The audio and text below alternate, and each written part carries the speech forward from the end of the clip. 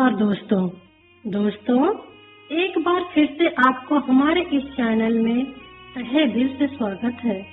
मेरे अजीज दोस्तों, आज हम आपके लिए एक बेहतरीन, अनोखी और प्यारी कहानी लेकर आए। कौवा कहता है कि जो भी इंसान इस कहानी को सुन लेगा वह कभी गरीब नहीं होगा और कभी दूसरों के आगे हाथ नहीं फैलाएगा। मेरे प्यारे दर्शकों, कौवा अपनी कहानी शुरू करता है। आइए सुनते हैं इस कहानी को। लेकिन उससे पहले दोस्तों, अगर आप हमारे चैनल पर नए हैं तो प्लीज चैनल को सब्सक्राइब करें और बेल आइकन को जरूर दबाएं। साथ ही वीडियो को अंत तक देखें।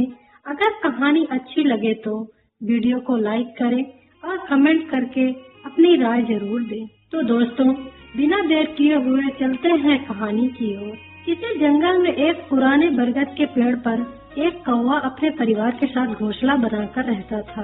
कौवे के परिवार में उसकी बीवी यानी कौवी और उसके 2 बच्चे थे। कौवा बहुत ही गरीब था। उसे अपने परिवार का पेट भरने के लिए कहीं से भी दाना पानी नहीं मिलता था।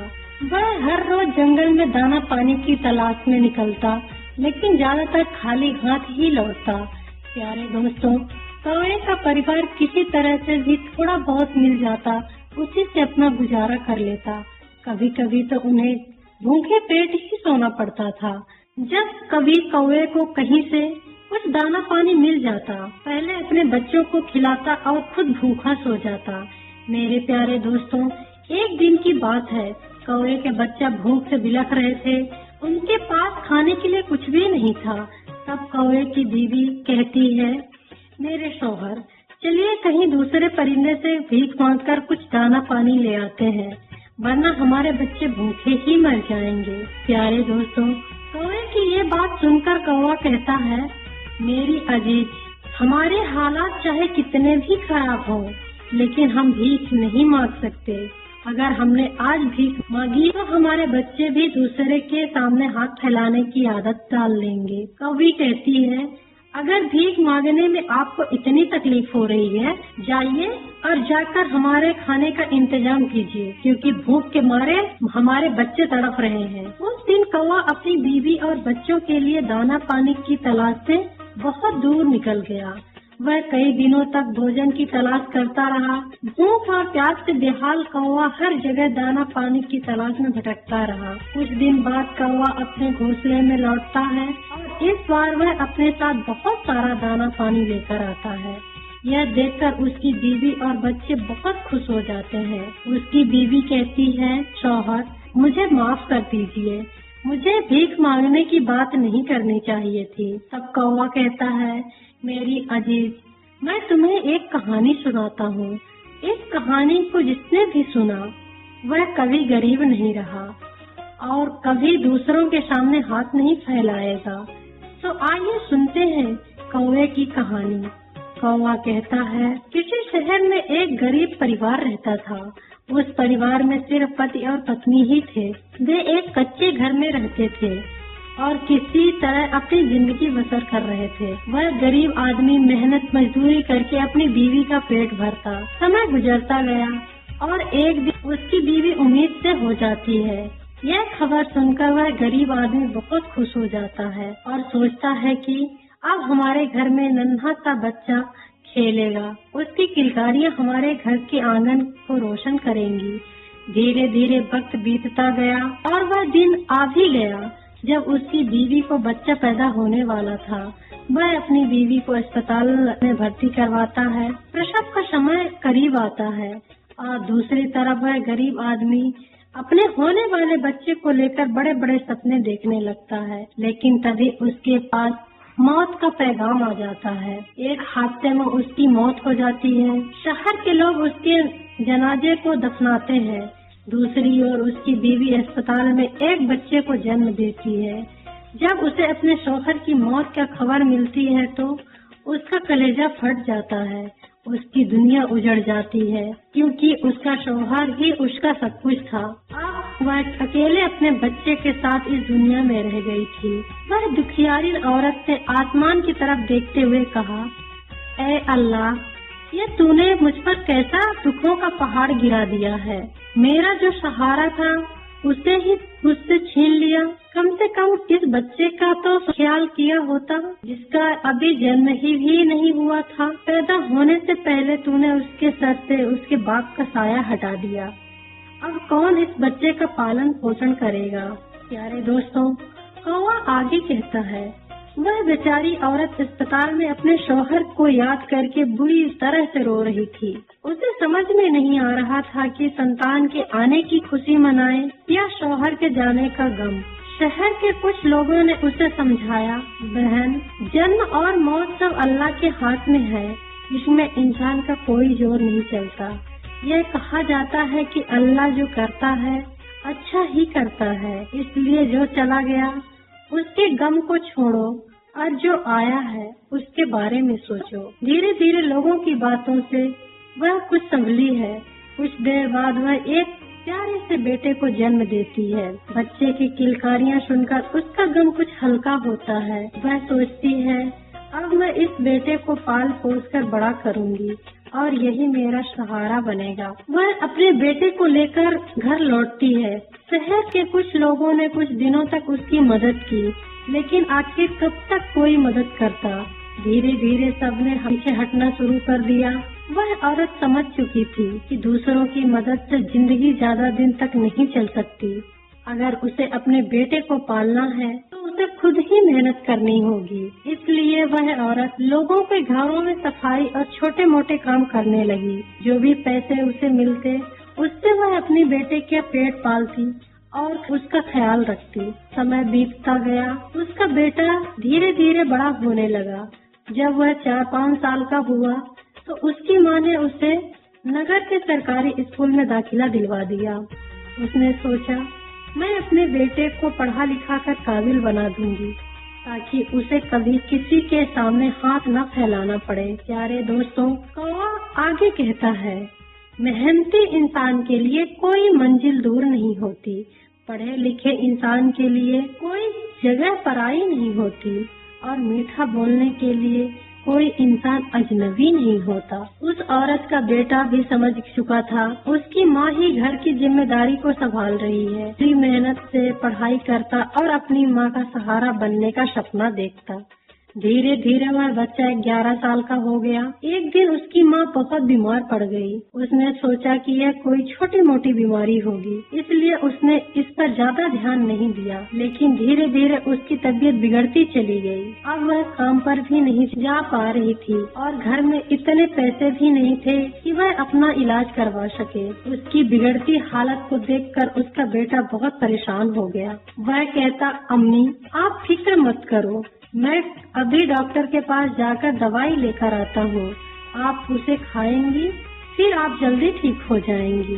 बेटे की बात सुनकर उसकी माँ की आंखों में आंसू आ गया। उसने कहा, बेटा, तुम्हें कहीं जाने की जरूरत नहीं है, मेरा वक्त आ गया है। मैं तुम्हारे अब्बू के पास जाना चाहती हूँ, लेकिन जाने से पहले मेरी बात ध्यान रखना। जब तेरा जन्म नहीं हुआ था तब तेरे अब्बू और मैंने एक ख्वाब देखा था। हमने सोचा था कि हम अपने बेटे को पढ़ा लिखा कर काबिल बना देंगे ताकि उसे हमारी तरह गरीबी भरी जिंदगी न जीनी पड़े। बेटा, मैं इस ख्वाब को पूरा नहीं कर पाई, लेकिन तू इसे जरूर पूरा करना। कभी किसी के सामने हाथ मत फैलाना, कभी झूठ, बेईमानी या किसी गलत काम पर मत पड़ना, अपनी इज्जत को कभी मत खोना, मेहनत और ईमानदारी से अपना नाम रोशन करना। यह कहकर उसकी माँ ने अपनी आखिरी सांस ली। नगर के लोगों ने उस औरत का अपने बेटे के हाथों से अंतिम संस्कार करवाया। अब वह बच्चा बिल्कुल अकेला हो गया था। उसके दूर दूर के रिश्तेदारों ने भी उसका ध्यान नहीं रखा, लेकिन उस बच्चे ने हार नहीं मानी। कुछ दिनों तक उसने अपनी माँ छोड़े हुए पैसों से गुजारा किया, लेकिन पैसे खत्म हो गए। अब उसके सामने एक ही रास्ता था, काम करके अपना और अपनी पढ़ाई का खर्चा निकालना। वह स्कूल से लौटने के बाद खेतों में काम करता, चाय की दुकानों पर मजदूरी करता और जो पैसे मिलते उसे अपने स्कूल की फीस भरता और खाने का इंतजाम करता। साल इसी तरह बीतते गए। बच्चा अब अपने नगर से निकलकर कश्मीर में पढ़ाई करने लगा। उसकी कॉपी किताब और मदरसे की फीस का खर्चा बढ़ गया, लेकिन उस बच्चे ने कभी हिम्मत नहीं हारी। वह रोजाना मदरसे जाता और जो भी काम करता उसकी पूरी कमाई पढ़ाई लिखाई में लगा देता और जो थोड़ा बहुत बचता उससे अपना पेट भर लेता। प्यारे दोस्तों, अगर वह कहीं कोई अस्थायी काम करता तो उसकी पढ़ाई छूटने का खतरा था, और अगर पढ़ाई करता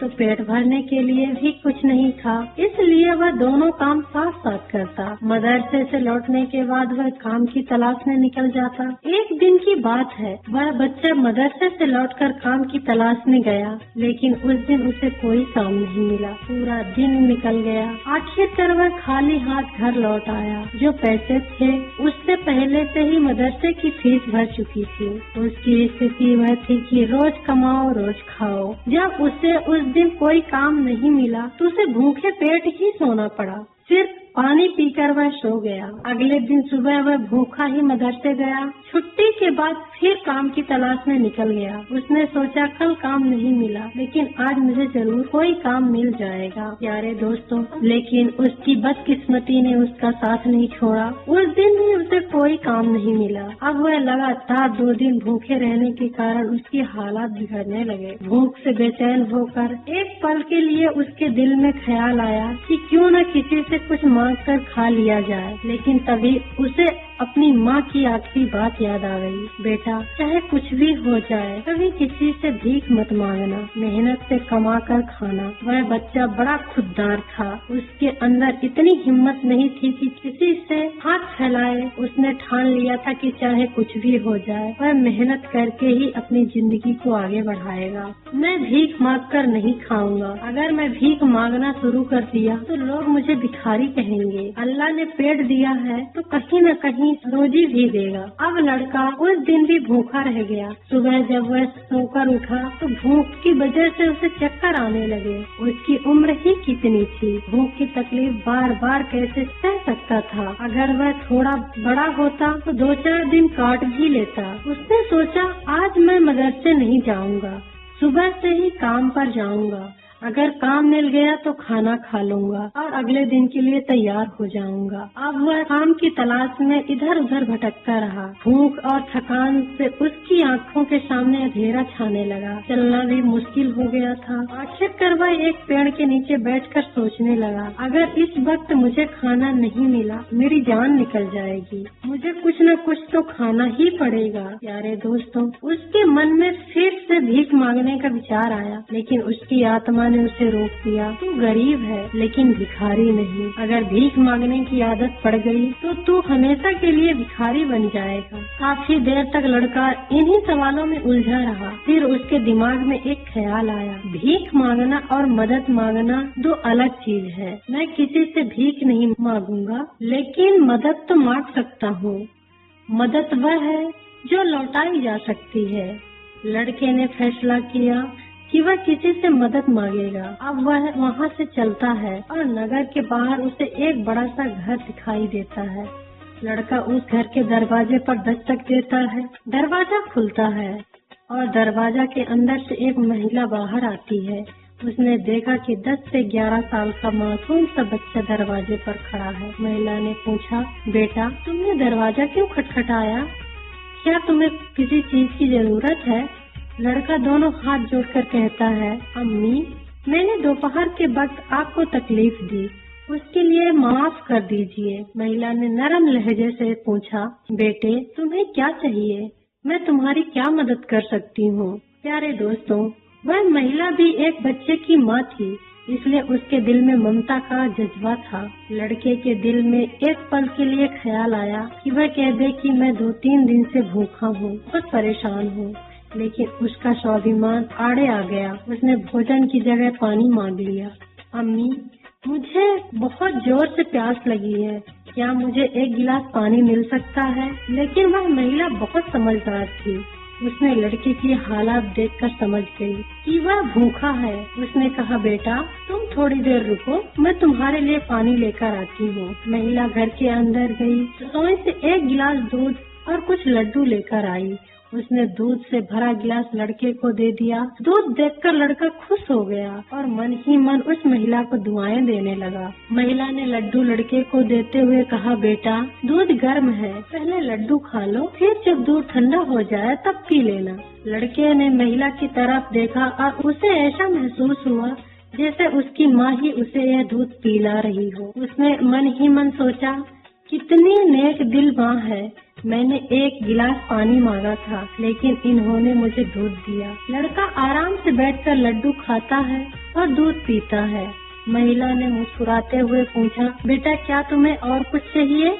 लड़का सोचने लगा, इस दूध के बदले में मैं अम्मी को क्या दे सकता हूँ? मेरे पास तो कुछ भी नहीं है। दूध पीने के बाद लड़के ने कहा, अम्मी मैंने आपसे सिर्फ पानी मांगा था, लेकिन आपने मुझे दूध पिलाया। इसके बदले में मैं आपको क्या दे सकता हूँ? महिला ने हंसते हुए कहा, बेटा मैंने तुम्हें दूध इसलिए नहीं पिलाया कि तुम मुझे बदले में कुछ दो। तुम्हारे चेहरे से लग रहा था कि तुम बहुत भूखे हो, इसलिए मैंने सोचा कि पानी की जगह तुम्हें दूध पिला दूं।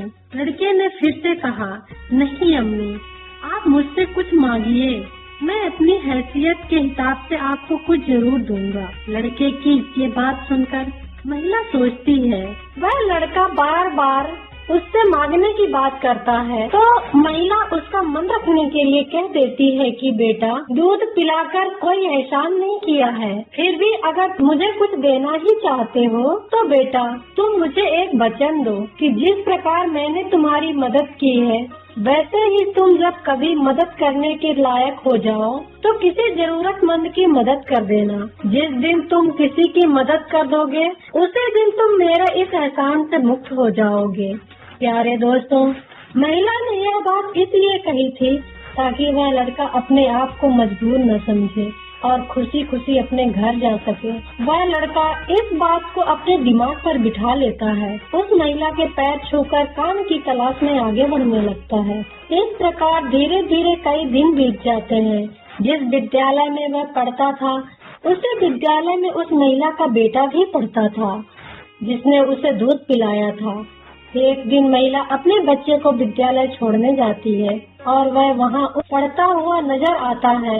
वह उसे पहचान लेती है और विद्यालय के मास्टर जी से पूछती है कि वह लड़का कौन है। मास्टर जी कह बताती हैं कि वह लड़का, उसका नाम रहीस है और वह बिना माता पिता का बेटा है। महिला को यह जानकर बहुत दुख होता है कि रहीस माता पिता दोनों बचपन में ही गुजर गए थे। महिला सोचती है, जब इसके माँ बाप नहीं है तो फिर इसकी पढ़ाई का खर्च कौन उठाता होगा। तब विद्यालय के मास्टर जी बताते हैं, रहीस बहुत अच्छा लड़का है, वह अपनी पढ़ाई का खर्चा खुद उठाता है और पढ़ाई में भी बहुत तेज है। वह मेहनत मजदूरी करता है और जब कभी उसकी फीस जमा करने में समस्या आती है तो हम लोग उस पर ज्यादा दबाव नहीं डालते। महिला का मन करुणा से भर जाता है। वह सोचती है कि ऐसे बच्चे की मदद तो करनी चाहिए। अभी उसे ख्याल आता है, मैं इसे पैसे नहीं दे सकती क्योंकि यह बहुत ही खुददार और स्वाभिमानी है, लेकिन मैं एक तरीके से इसकी मदद कर सकती हूँ। वह मास्टर जी से कहती है, अगर मैं इस लड़के की फीस भर दूँ तो क्या आपको कोई आपत्ति होगी? मास्टर जी कहते हैं, बहन जी आपकी सोच अच्छी है, लेकिन रहीस एक बहुत ही खुददार और ईमानदार लड़का है, वह इस बात के लिए तैयार नहीं होगा। महिला मास्टर जी से कहती है, आप किसी तरह से उसे समझाइए, कहिए कि उसकी फीस सरकार ने माफ कर दी है। महिला हर साल रहीस की फीस जमा करती रहती है और उसकी मदद करती रहती है। इस प्रकार रहीस का पढ़ाई में मन लग गया और वह अपने खाने पीने के लिए दुकान पर काम करने लगा। कुछ साल बाद रहीस को शहर जाने की जरूरत पड़ जाती है। जब महिला को यह खबर मिलती है तो वह अपना आशीर्वाद देती है। रहीस शहर में अपनी पढ़ाई और काम को आगे बढ़ाता है। इसी दौरान महिला की तबीयत बिगड़ जाती है और उस अस्पताल में भर्ती कराया जाता है जहां डॉक्टर ने बताया कि महिला को कैंसर है। महिला का बेटा उसकी देखभाल करने में जुट जाता है, लेकिन इलाज के खर्च से परेशान है। वह एक बड़े शहर में इलाज के लिए महिला को ले जाता है। शहर में जाकर उसकी हालत में बहुत सुधार होता है, लेकिन खर्च बहुत बढ़ जाता है। वह बेटे की चिंता करते हुए कहती है, तुम अपने जीवन कैसे संभाल पाओगे? बेटा कहता है, माँ तुम चिंता मत करो, मैं तुम्हारे इलाज के लिए सब कुछ कर सकता हूँ। महिला का इलाज जारी रहता है और धीरे धीरे उसकी हालत ठीक होने लगती है। एक दिन डॉक्टर उसे बताता है कि उसकी माँ अब पूरी तरह से ठीक हो चुकी है, वह अपनी माँ को घर ले जा सकता है। बेटा डॉक्टर को धन्यवाद देता है और अपनी माँ को घर ले जाता है। उस महिला के पास एक हॉस्पिटल का कर्मचारी आता है, उसके हाथ में एक लिफाफा होता है। वो आकर महिला के बेटे को देता है और कहता है, डॉक्टर साहब ने आपके लिए यह बिल का लिफाफा भेजा है, आप इस बिल को ठीक से देख लें और इस बिल को चुकाकर आप अपनी माँ को अपने घर ले जाएं। लिफाफा देखकर अस्पताल का कर्मचारी चला जाता है। बेटा लिफाफा खोलकर देखता है, वह सोचता है पता नहीं कितना बिल होगा। बेटे को चिंता में देखकर माँ भी परेशान हो जाती है। माँ एकदम से बेटे के हाथ से वह लिफाफा का कागज छीन लेती है और उधर माँ ने लिफाफे को खोलकर देखा तो उसमें एक छोटी सी पर्ची रखी हुई थी। उस पर्ची पर लिखा हुआ था, माँ जी आपने अपने बिल का भुगतान तो 25 साल पहले ही कर दिया था, जब आपने 2 दिन के भूखे बच्चे को 1 गिलास दूध के लड्डू खिलाया था और अपने 5 साल तक विद्यालय की फीस भरी थी। पर्ची को पढ़ते ही महिला की आंखें फटी की फटी रह जाती हैं। उस माँ का बेटा पूछता है, माँ डॉक्टर साहब ने कितना बिल दिया है? तो वह माँ उस पर्ची को अपने बेटे को दे देती है।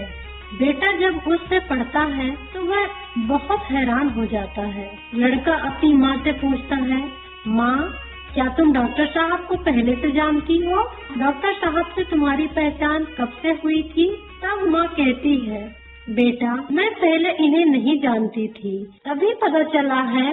बेटे ने पूछा, फिर इसमें 25 साल पहले की घटना क्यों लिखी है? तब माँ कहती है, बेटा 25 साल पहले जब तुम बहुत छोटे थे तब तुम्हारी उम्र का एक छोटा सा लड़का भरी दोपहरी में हमारे घर के द्वार पर आया था।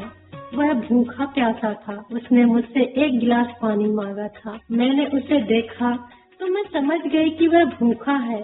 मैं रसोई में गई और रसोई से दूध और लड्डू लाकर उसे खाने को दे दिया। वह कई दिनों से भूखा था, उसने दूध तो पी लिया और वह मुझसे कहने लगा, माँ तुम्हारा एहसान मैं कैसे चुका पाऊंगा? तो मैंने उसका मन समझने के लिए कह दिया था कि बेटा जिस प्रकार मैंने आज तुम्हारी बुरी समय में तुम्हारी मदद की हूँ, उसी तरह तुम बड़े जाओ और मदद करने लायक हो जाओ, तुम भी किसी जरूरतमंद की मदद कर देना। मुझे क्या पता था कि वही लड़का जिसे मैंने 1 गिलास दूध पिलाया था 25 साल बाद इतना बड़ा डॉक्टर बनकर मेरी मदद करेगा। लोग तो आज लेकर कल ही भूल जाते हैं, लेकिन उस बच्चे ने मेरा वह एहसान आज तक याद रखा। मैं इस बात को सोचकर बड़ी हैरान हूँ कि डॉक्टर साहब ही वह बच्चा है। ये दर्शकों, इधर माँ बेटे आपस में बातचीत कर रहे थे कि उधर वही डॉक्टर साहब उसके पीछे खड़े होकर उनकी बातें सुन रहे थे।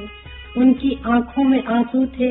बचपन का वह समय आ रहा था जब वह भूखे प्यासे उनके दरवाजे पर पहुँचे थे। डॉक्टर साहब आगे बढ़कर उस माँ को प्रणाम करते हैं और कहते हैं, माँ मैं वही छोटा सा बच्चा हूँ जिसे तुमने ममता भरी छांव में बिठाकर दूध पिलाया था। तुम्हारे कहे हुए शब्द आज भी हमारे कानों में गूंजते हैं। मैंने अपनी जिंदगी में बहुत दुख देखा है, लेकिन कभी हिम्मत नहीं हारी। मैं तुम्हारा बहुत बड़ा कर्जदार हूँ। यदि तुम मेरी विद्यालय की फीस नहीं भरती तो आज मैं इतना बड़ा डॉक्टर नहीं बन पाता। माँ यह तुम्हारी ही देन है। मैंने तो तुम्हें उसी दिन अपनी माँ मान लिया था जिस दिन तुमने ममता भरी छांव में बिठाकर मुझ भूखे को दूध पिलाया था। इतना कहने के बाद डॉक्टर साहब वह सारे पैसे लौटा देते हैं जो माँ की दवाई में खर्च हुए थे और बूढ़ी माँ के चरणों में अपना सिर रख देते हैं। वह माँ डॉक्टर साहब को उठाकर अपने सीने से लगा लेती है। डॉक्टर साहब और बूढ़ी माँ की आंखों में आंसू भरे हुए होते हैं। जब यह दृश्य अस्पताल के सारे लोग देखते हैं तो सब बड़े हैरान रह जाते हैं, सबकी आंखें नम हो जाती हैं।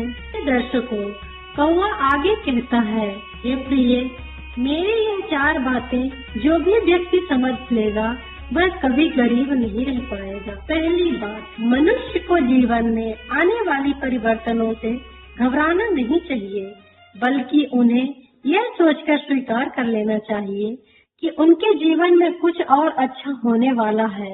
इन परिवर्तनों से मनुष्य बहुत कुछ सीखता है और वह सही राह पकड़ लेता है। जो अपने साथ हुई घटनाओं से टूट जाता है वह कभी आगे नहीं बढ़ पाता है। दूसरी बात, अंधेरा चाहे कितना ही घना क्यों न हो, एक छोटा सा दीपक उसे मिटा डालता है। उसी तरह अगर जीवन में कुछ अंधेरा आ जाए तो ज्ञान रूपी दीपक से अंधेरे को मिटाकर सही रास्ता ढूंढा जा सकता है। ये ज्ञान वही निधि है, अंत से राजा बना देती है, को सही मार्ग दिखा देती है। तीसरी बात, आप दूसरों का भला कीजिए, दूसरों पर दया करिए, तुम्हारा भला अपने आप होता चला जाएगा। आपको अपने जीवन में अगर किसी की मदद करने के सौभाग्य मिले तो जरूर करना। कहते हैं डूबते को तिनके का सहारा बहुत हो सकता है। आपकी छोटी सी मदद से किसी की जीवन ही बदल सकता है। आपका छोटा सा योगदान किसी के लिए वरदान हो सकता है। मुसीबत पड़े तो घबराना मत। जब एक रास्ता बंद हो जाता है तो 10 खुल जाते हैं। जीवन में खार तभी आता है जब मनुष्य दुख और मुसीबत की भट्ठी में तपता है। कष्ट सहन करने के बाद ही मनुष्य को अनुभव मिलता है और यह अनुभव बहुत कम आता है। चौथी बात, मनुष्य के दिन चाहे कितने भी कठिनाई के जीवन में आए, परंतु उसे कभी भीख मांग कर खाना नहीं चाहिए। भीख मांग कर खाने वाला अपनी ही नजरों में गिर जाता है और जब वह भीख मांग कर खाता है तो उसकी आदत हो जाती है बिना मेहनत किए खाने की। इसीलिए मनुष्य को हमेशा मेहनत करके ही खाना चाहिए, तभी मनुष्य सफल और आत्मनिर्भर बनता है। प्रिय दर्शकों, हमारी आज की ये कहानी यहीं तक समाप्त होती है। हमें उम्मीद है कि आपको यह कहानी पसंद आई होगी। अगर ये वीडियो पसंद आया है तो प्लीज लाइक जरूर करें। चैनल को सब्सक्राइब नहीं किया है अभी तक तो सब्सक्राइब कर लें, ताकि हम इसी तरह से आपको नई नई कहानी जानकारियों के साथ और हमारे ज्ञान के वर्धक के लिए जो लाभकारी है तो हम लाते रहेंगे और आप तक पहुंचाते रहेंगे, आपको मिल जाए। इसलिए आप चैनल सब्सक्राइब करने के बाद बेल आइकन को जरूर